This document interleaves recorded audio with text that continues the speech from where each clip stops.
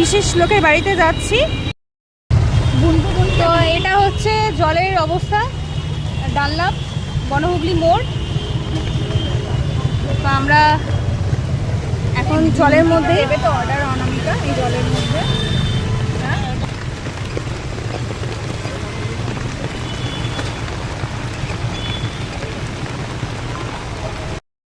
তো ফাইনালি আমরা পৌঁছে গেছি যাকে দেখা করতে এসেছি তার বাড়িতে।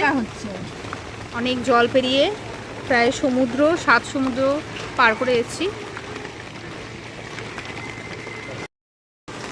চলে এসেছি।